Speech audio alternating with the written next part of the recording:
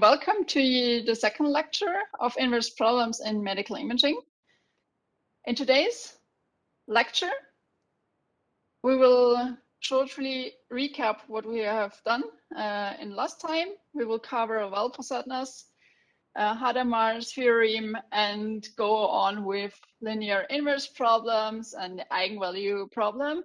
And we will finish with something very fundamental, with the fundamental decomposition theorem.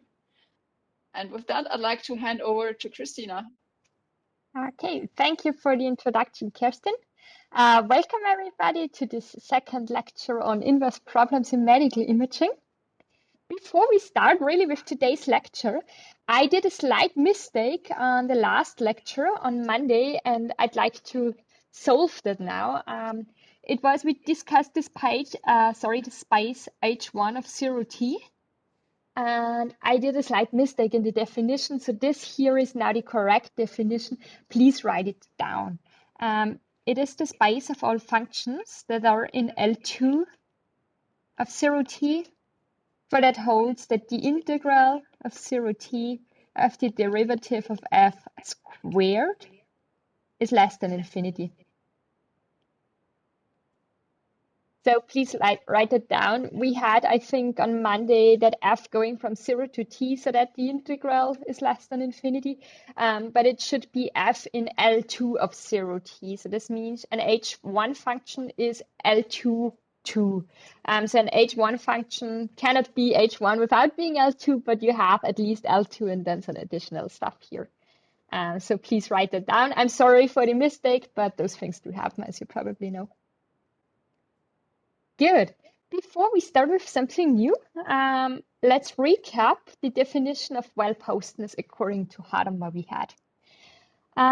We said an inverse problem y equals a times x, or a of x, depending if we have a matrix, an operator, with y in the vector space y is called well-posed if we have three conditions. We would like to have existence, uniqueness, and stability, whereby we define stability so that the solution depends continuously on y. And we also said if one of the conditions already fails, the problem is ill-posed. And last lecture, we had the question if this somehow is connected to bijective functions. And we will look at it now, because in connection with the first 2 points of the Hadamard definition, so existence and uniqueness, we just recapped, we define some properties regarding mappings in general. And therefore, I'd like to recap with you the definitions of injection, surjection, and bijection. I'm pretty sure you all have heard it before, but it does not hurt at all to recap them shortly here. So, the properties of those two things. Sorry, three. We have three properties.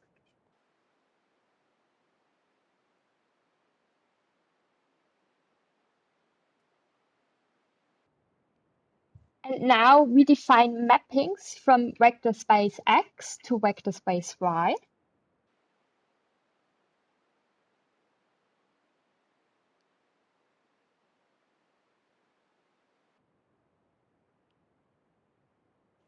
So we start with the first property of injection.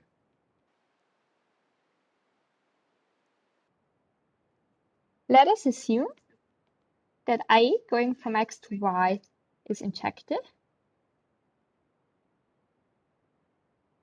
And it is the case if we have AX1 equals AX2, there follows X1 equals X2.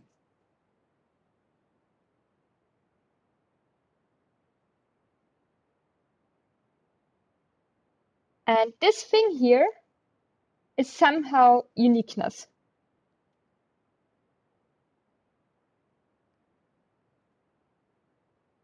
And to understand it a bit further, let us draw the following thing. Let us assume we have here a set X, or a vector space X, and here a vector space Y.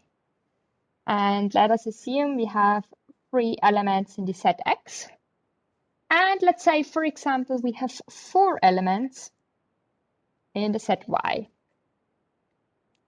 Then an injection could be the following, that each point of x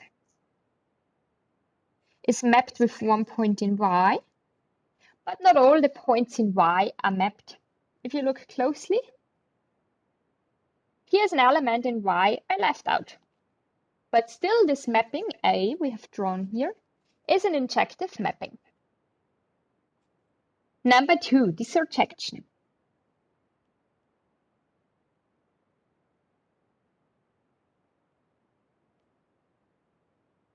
So the mapping A from x to y is called surjective. If now for all y in the vector space y, there exists an x in the vector space x, so that ax equals y. And this thing here is somehow the existence.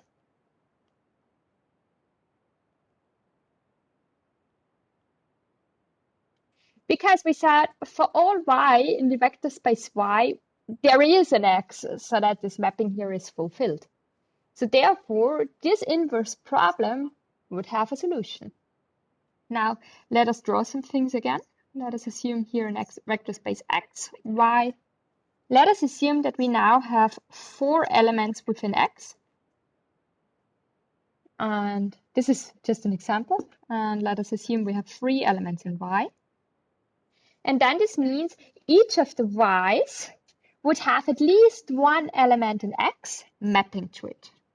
So let's say the first element of x maps to the first in y, second to the second. But now let's assume that the fourth and the third element map to the same y. Okay, so to recap it once again, every y in y has at least 1 element x pointing to it, but it could have 2 or more, even infinitely many elements pointing to this y as well. And this is somehow existence. Now the last thing in the definition is the bijection.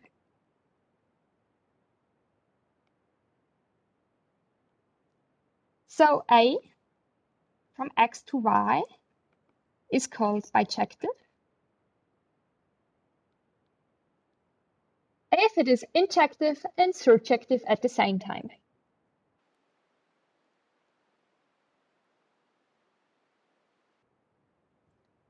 And there's a few things equivalent to this definition here. It is nothing else than for all y in y, there exists exactly 1 x in x, so that ax equals y. And now it's really getting interesting.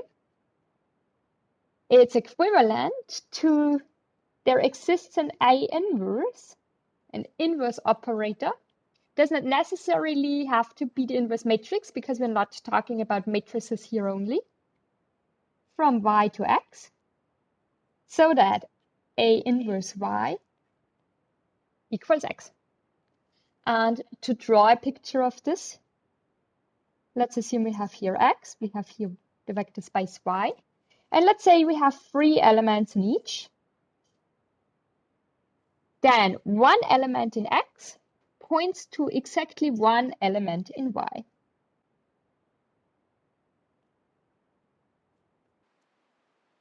Good. Let's look at a few examples to discuss this in a bit more detail. Let us assume a few functions fi pointing from R to R. We know that R is a vector space. Let's use 3 different functions. Number 1, we define f1 of x as being x squared. And once again, please note that I've written here from R to R. Is this function surjective? Let's go back to the definition of surjective. So we said A mapping from x to y is surjective if for all y in y, there exists an x so that ax equals y. So the focus here should be on the all y in y. And if we go back to the definition, we said that this function should map from R to R. So we can assume, for example, y being equal to -1. And then from the real numbers to the real numbers, there's not really an x being able to point to -1 here. So it is not surjective. Counterexample would be -1. Because there's no x in R pointing to this y using this function here. Then let's go on. And therefore, we said it's not surjective, therefore it cannot be bijective anymore. Okay? Let's discuss injective. Is this function injective? No, it is not. Again, we have a counterexample. We have, for example, some x being 1 and some x tilde being -1, and they both point to y equal to 1. So it's not injective, and it's not bijective as well.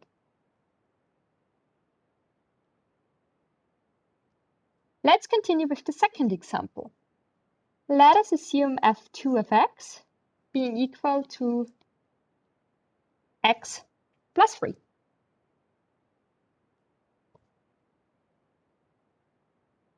Is it injective?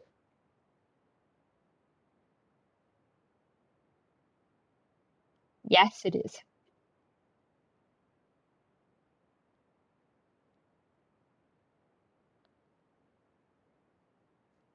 I'd like you all to prove that after the lecture. It's a very easy example, but I guess you can learn a lot from it. Is it surjective?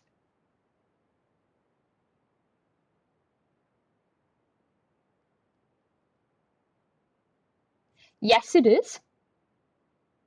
We have basically y equals x plus 3. Therefore, x would be y minus 3. And we find for all y and x so that it's fulfilled. And together, since we have injection and surjection, we have bijection as well. Last example here. We now say that f3, I do make a certain inclusion here, or exclusion, is going from R, but without the 0 to R, and is defined as f3 of x equals 1 divided by x. It is injective. Again, I'd like you to prove it.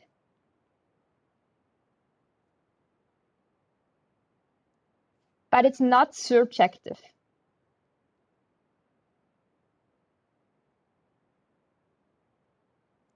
For example, you can assume y as 0, and there's no x ever pointing to this y.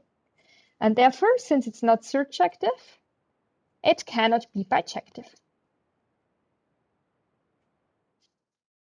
We will now restrict ourselves to linear inverse problems in the first place. We will discuss nonlinear inverse problems, I think, with the beginning of lecture 6 or 7. So at the moment, we are focused on linear inverse problems. And therefore, we should discuss what actually a linear inverse problem is. So an inverse problem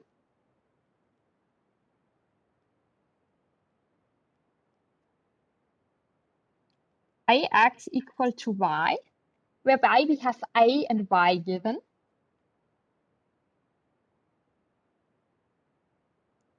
Is called linear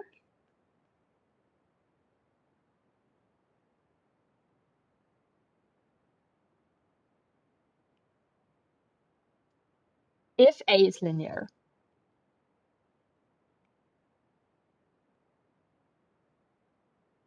So now we should obviously discuss what a linear mapping A means. So this means that for all x1 and x2 we take from the vector space X,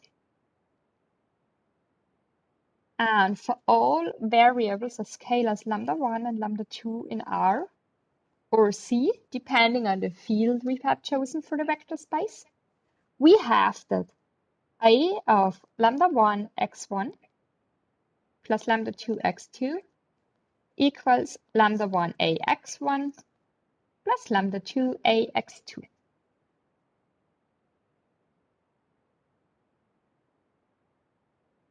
So from now on, until we say otherwise, we say that X and Y are vector spaces, and A from X to Y is a linear mapping.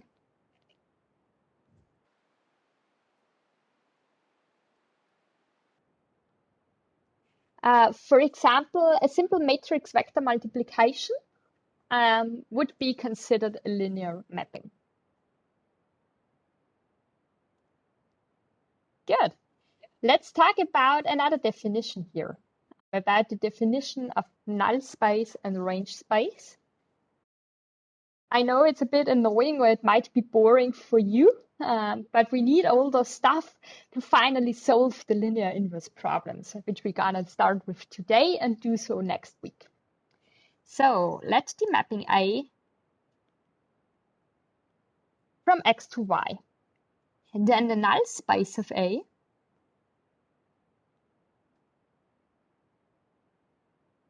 is defined as all X in the vector space X, so that AX equals 0.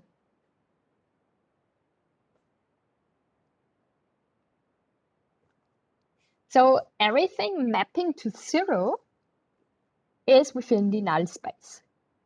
Now the range space of A is defined as AX, so that X is in the vector space X. So the range space is actually everything where the mapping can point to. And to understand those two things a bit better, let us look please at the following picture.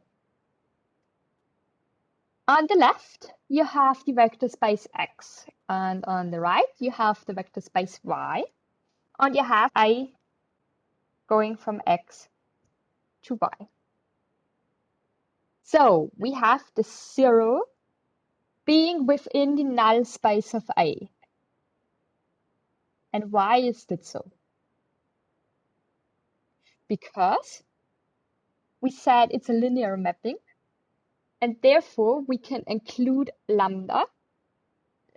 Let's make an example.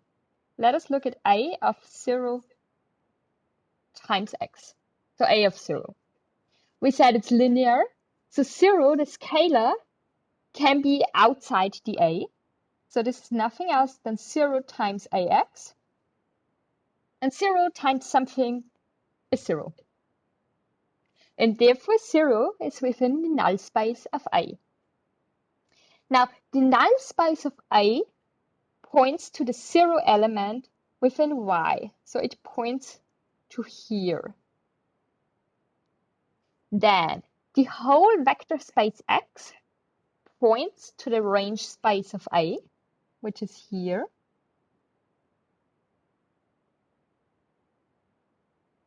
But there might be values or vectors within Y that were never reached. So if the function is not surjective for the mapping A here, then there's points that could be never reached. And we need to discuss this thing here now a bit further. And we draw a connection to the Hadamard definition, to injection, surjection, and to this funny figure we have written down here.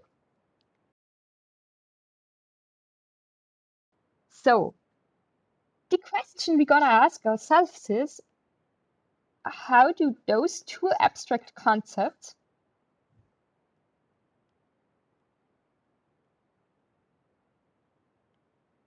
of null space of A and range space of A relate to Hadamard's definition.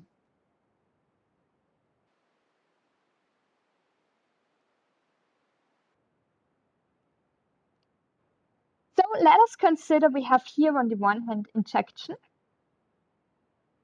and on the other hand we have surjection. If we have both, then we have bijection. And we said already, if we have a bijection, then we have number 1 and 2 in Hadamard's definition. So we have existence and uniqueness.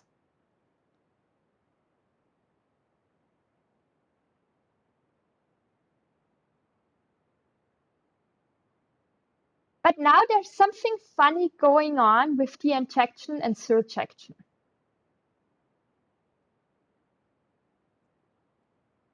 The injection, so an injective function, is equivalent to the null space of A being just the 0 element.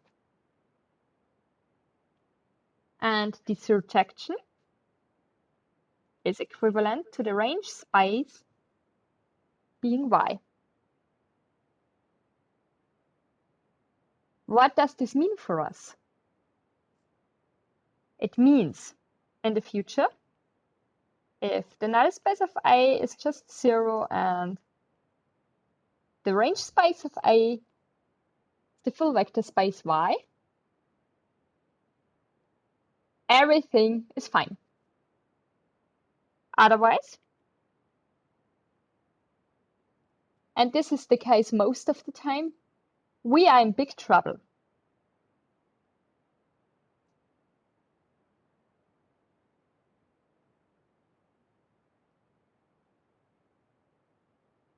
So we consider the first case in the next 2 lectures and the troublesome cases in all the lectures following.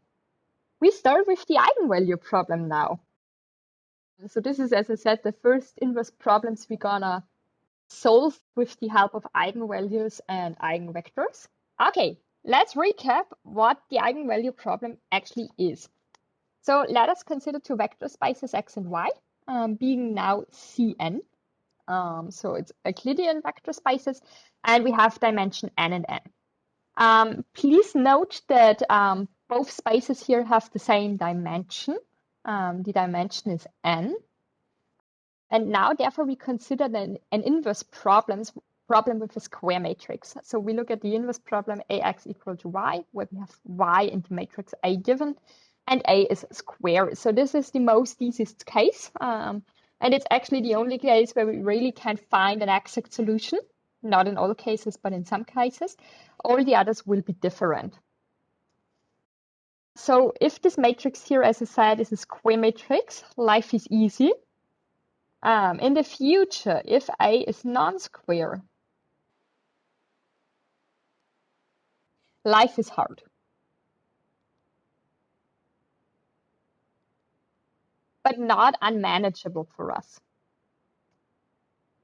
So this is the eigenvalue problem. Let's define this thing here, or let's call this thing here star. There's a few things we can note. First of all, here, the inverse problem we just have written down is a system of linear equations.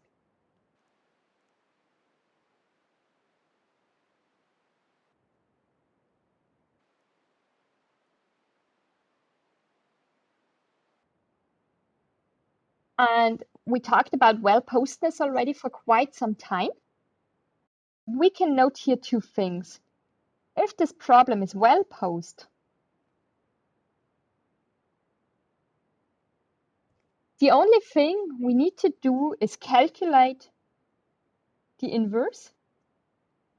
So calculate the inverse matrix and we're done. Second case, if it is not well-posed.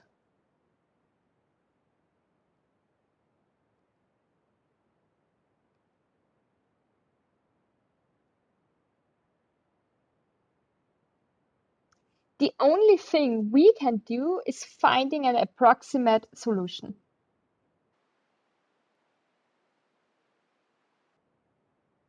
let us define the eigenvalue problem and eigenvectors and eigenvalues. So lambda in C and a vector S in Cn are called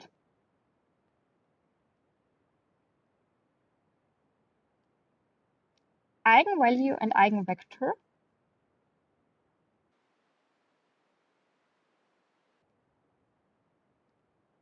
with respect to the matrix A if A times S equals lambda times S. So if you can find a pair, lambda and S, for one matrix A, so that lambda times S equals A times S, then they are called eigenvalue and eigenvector. Now the question is, how do we do those? How do we get those things? And what do we do with those things once we have them? So let's discuss first the eigenvalues and eigenvectors. We start with the following. Let us assume that AS equals lambda times S. Then this would be equivalent to the matrix A minus lambda times I. And the vector S, let's draw here those vector arrows, being equal to the 0 vector. Now, once again, let's call this thing here star, but star in red.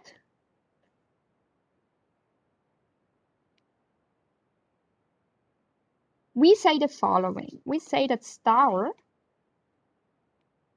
has a non-trivial solution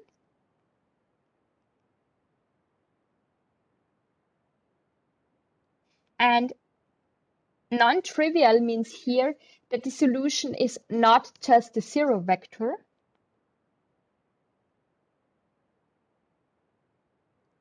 if and only if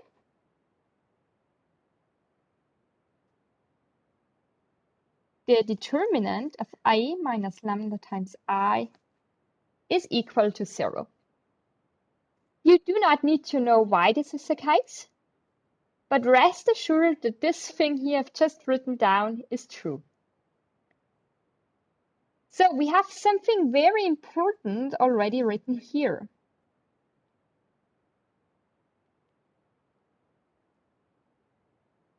We define the so-called characteristic polynomial P of lambda.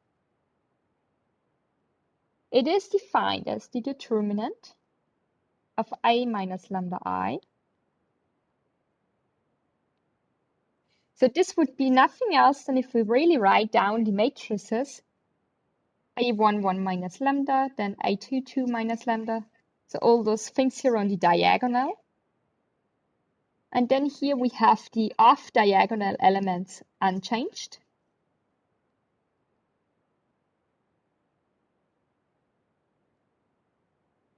And now this needs to be 0 since we would like to find a non-trivial solution. So for all of you that do not remember this symbol here, so these vertical lines here, they mean determinant of the matrix.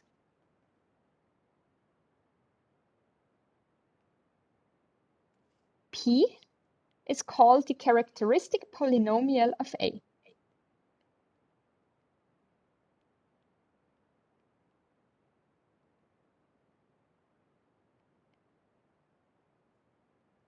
And our aim here is to find the roots of the characteristic polynomial.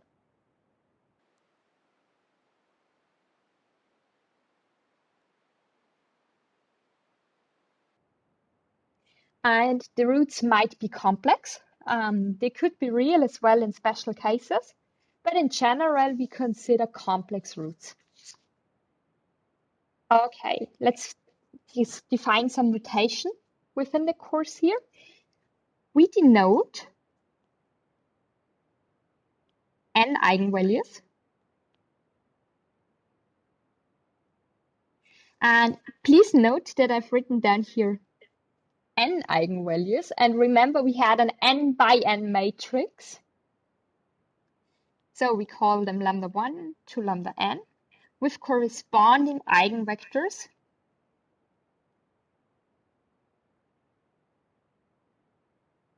S1 to Sn.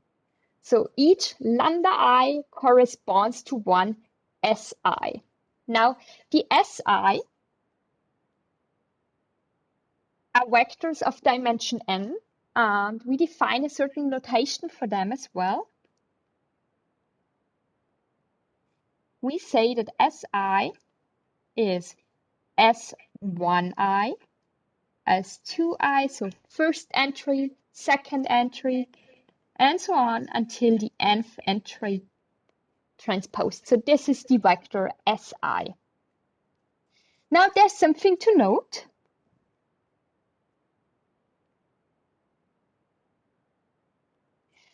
The length of the eigenvectors is completely arbitrary. I'll show you in a second why this is the case.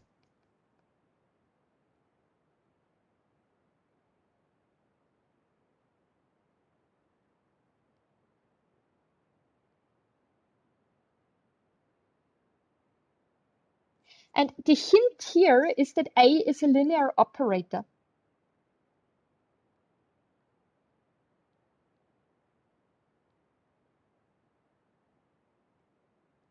So let's assume some scaling factor alpha. And then we type in the left-hand side of the eigenvalue problem.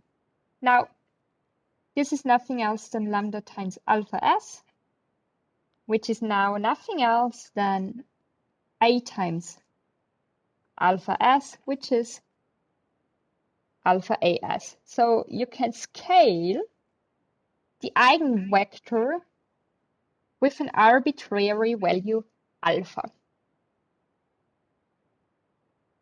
Okay, one thing we do before we start with an example, we define a matrix notation.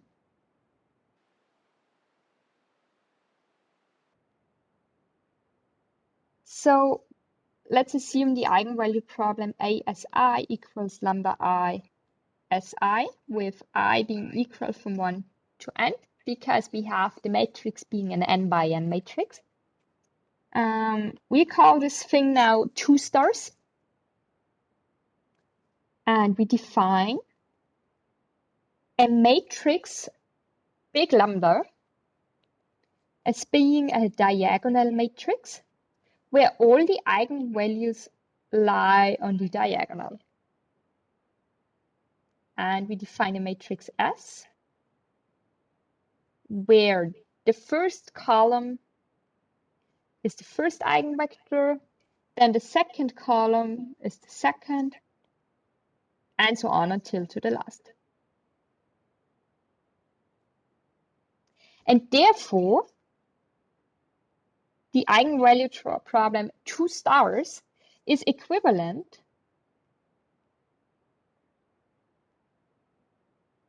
to AS times is equal to S times lambda. So that's it for so far with plenty of definitions. Let's go to the first example.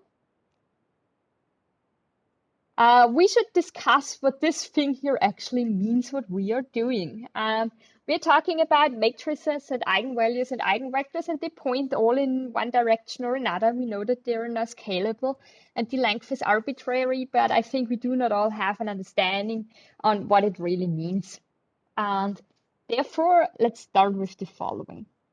Let us assume the following very simple 2 by 2 matrix.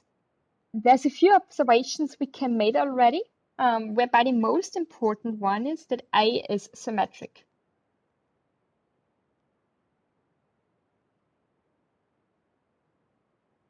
And therefore, you do not need to know why. We only have real eigenvalues.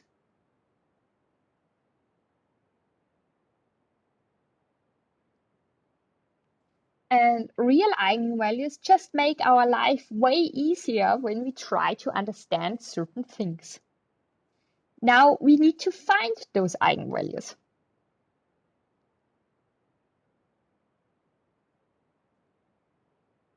So we look at the characteristic polynomial. and we set it to 0. Let's do that together. So we would like to find the determinant of 6 minus lambda, 2, 2, and 3 minus lambda. So A minus lambda times the identity matrix. So this is equal to 6 minus lambda times 3 minus lambda minus 2 by 2. And it should be 0. So therefore, we get 18 minus 9 times lambda plus lambda squared minus 4 is equal to 0. And since this is only a polynomial of order 2, we can solve it easily with our head. And we find out that lambda 1 and lambda 2 are calculated as 9 plus minus the square root of 9 squared minus 4 times 14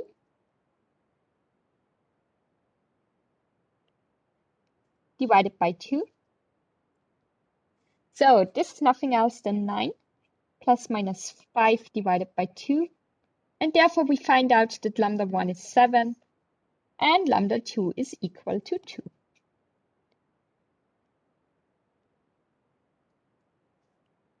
Now the eigenvectors.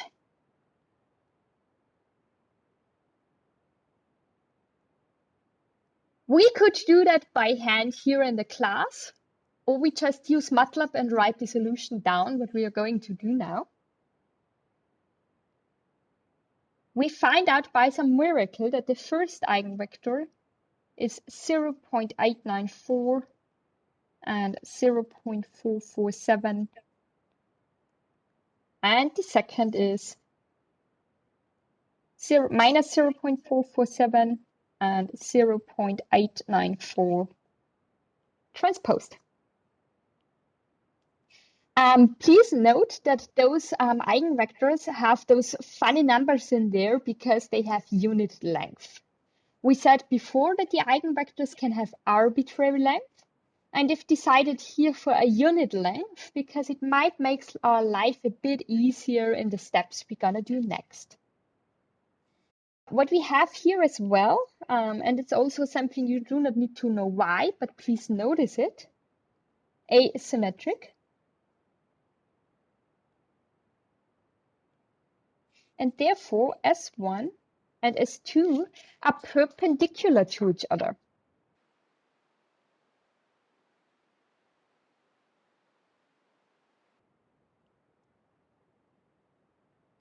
So we started with a square matrix, and that's symmetric as well. We calculated the eigenvalues, we calculated the eigenvectors, and we found out that the eigenvectors are perpendicular to each other. Let's start with a bit of interpretation or observation here.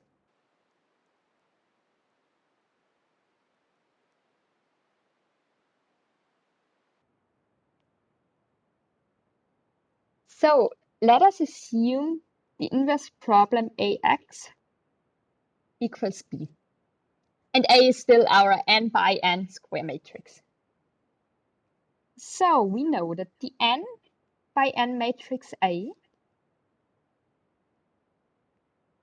transforms an n by 1 vector x into an n by 1 vector B.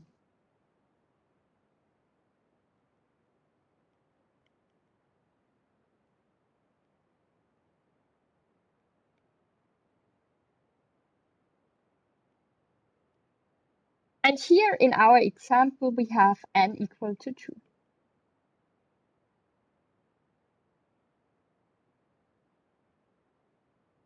Now, consider the unit circle.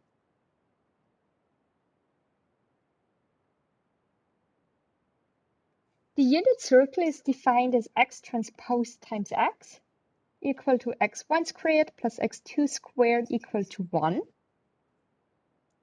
And therefore, the eigenvectors S1 and S2 are on this unit circle because we have said that we decided to put the length with 1 so that we scale it to 1. And therefore, both are on the unit circle.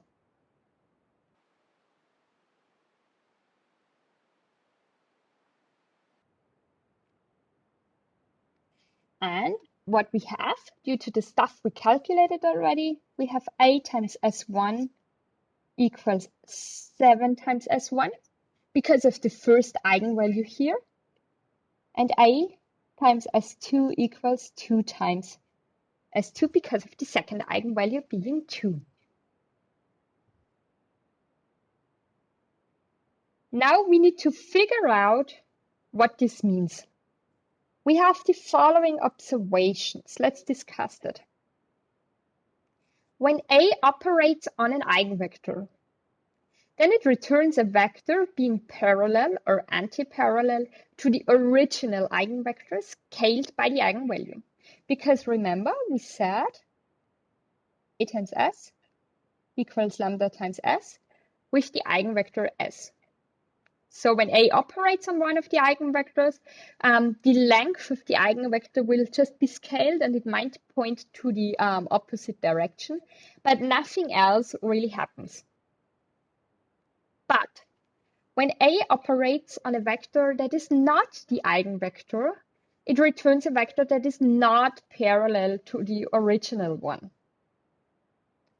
This is something important to notice here and something we will use now in the following interpretation we're going to do. First of all, let's consider the unit circle again.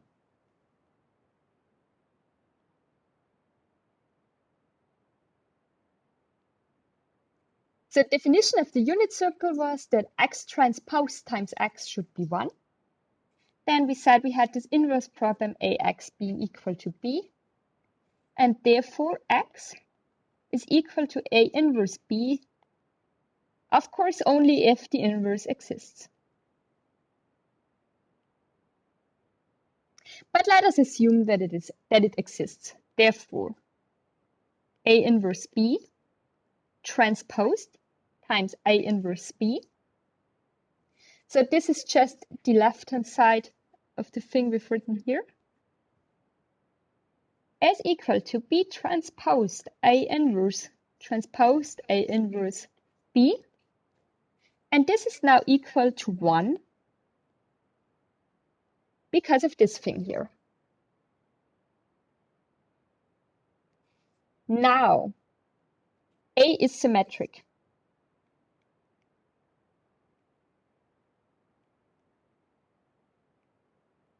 And therefore, we know that also the inverse is symmetric. And this is actually the reason why this trick here works, and we're doing this thing here for symmetric matrices. And therefore, B transposed times A inverse times B is equal to 1 due to this line here.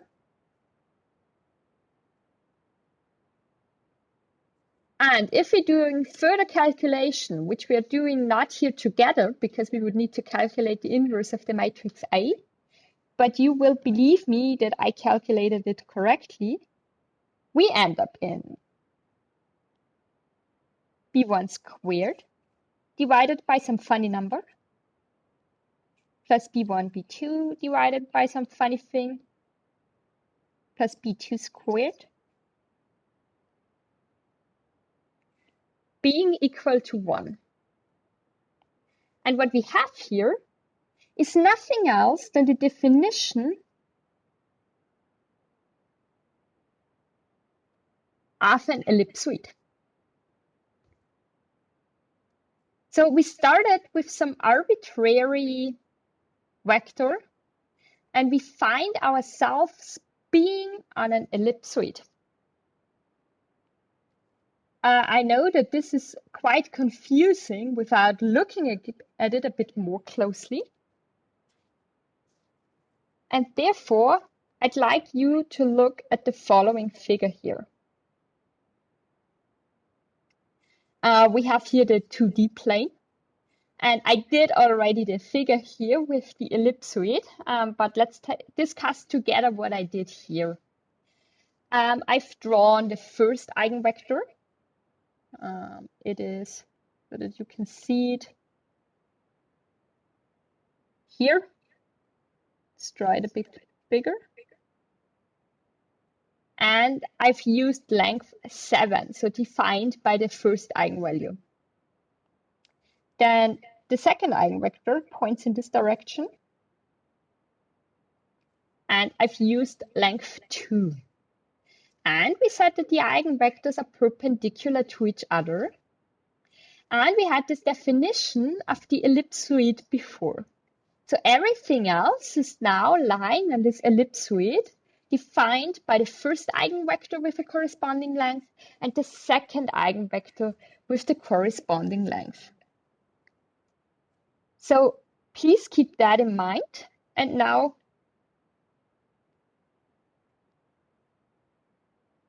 we discuss a few things, or we write a few things down together here. First of all,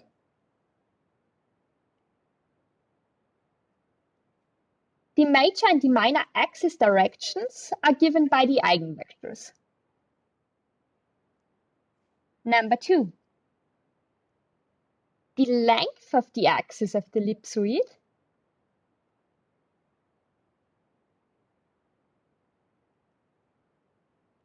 are given by the 2 eigenvalues. So we said we draw the first eigenvector with length 7 and the second eigenvector with length 2. And now this is the most important thing. The columns of A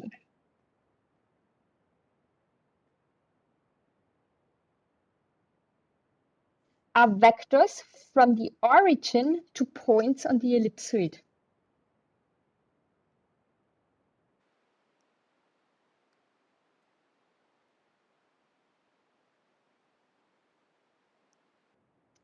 So please remember, we said the matrix A is equal to 6, 2, and 2, 3. And if we look closely, we find the vector 6, 2 here, and we find the vector 2, 3 here. Now, there's the last few things I'd like to note with you with this figure here in mind. If the eigenvalues are equal, then the length of the 2 axes on the ellipsoid are equal, and therefore we have a circle. But therefore, we also do not have the uniqueness of the directions of the eigenvectors anymore. And you might find that, or you have found that already in the past, when you try calculating eigenvectors by hand, and then you just use the eigenvalues you found naturally, and you found the eigenvalues to being equal, then you pretty much can decide on the first eigenvector, and yet then you just decide that the second eigenvector should be perpendicular to the first. Another important point, if one of the eigenvalues is 0, then the minor axis has length 0, and therefore the ellipsoid is not an ellipsoid anymore, but a straight line. And therefore we really have no information about the direction of the other axis, of the second axis, the minor one. So we have only the major axis, but not the minor one left. So this is important to note. And what we can conclude is if we have 2 different eigenvalues, then we have an ellipsoid. If the eigenvalues are real but the same, then we have a circle. And if one of the eigenvalues is 0, then we just have a straight line. So these are the 3 points we have and nothing more. So before you might ask ourselves why we all did this stuff here in the last hour, we start with the last big thing for today, which is the decomposition theorem for square matrices. And you probably don't like it at all at first, because it's just mathematical stuff without a meaning at the first glance. But this is actually the solution to solving linear quadratic inverse problems. So we're gonna invert square matrices next week using this fundamental decomposition theorem. So let's discuss a few things here. So we have considered the eigenvalue problem for the matrix A.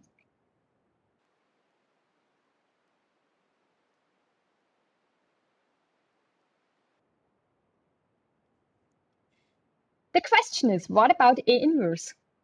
No, sorry, not A inverse, but transposed.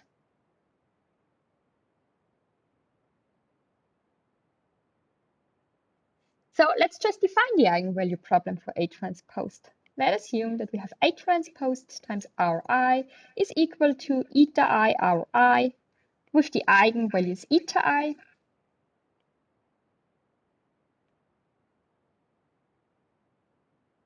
and eigenvectors Ri.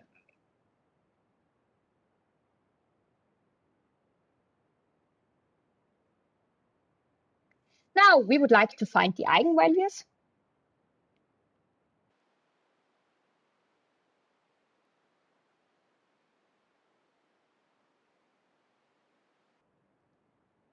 So we set up the characteristic polynomial and we would like to find the roots of the characteristic polynomial.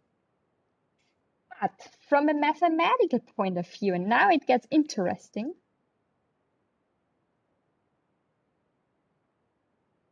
the determinant of B is equal to the determinant of B transposed.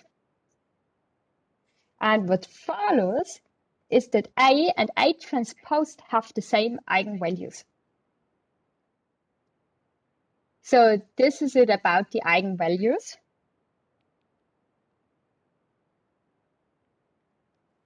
However, the eigenvectors are most of the time not the same.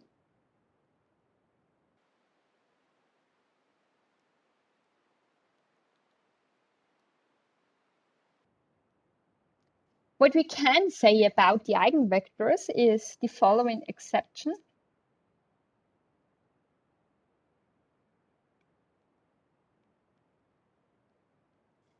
A being equal to A transposed and therefore a symmetric matrix.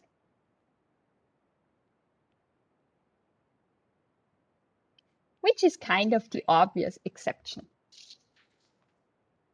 So now we know about the eigenvalues and eigenvectors of the transposed matrix. And now it's time to define the last big thing for today. And it is the following theorem.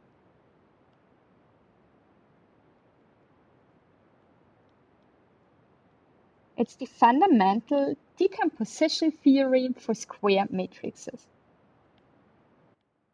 And it says the square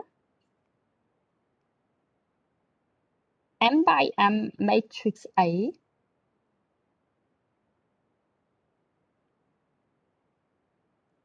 can be written as the following. It can be written as A being equal to S times lambda times R transposed, whereby we know already S, we know that it contains the eigenvectors of A.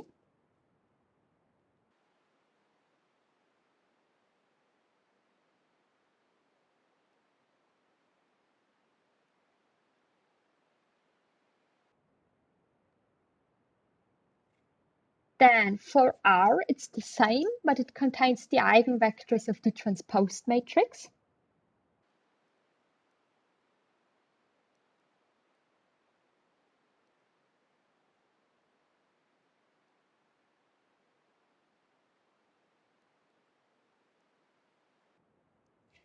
And you know already lambda. Lambda is a diagonal matrix.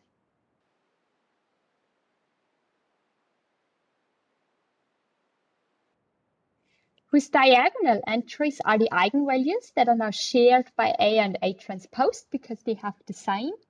And the off-diagonal entries are just 0. So this is the theorem. We are not going to prove it here. It's not part of this course. But we will use it, as I said already, on Monday to solve the quadratic inverse problem with the matrix A, so to find the inverse of the matrix. And we will also find it in the future every now and then when we try to get some non-square problem back to a square problem to use solution theory there.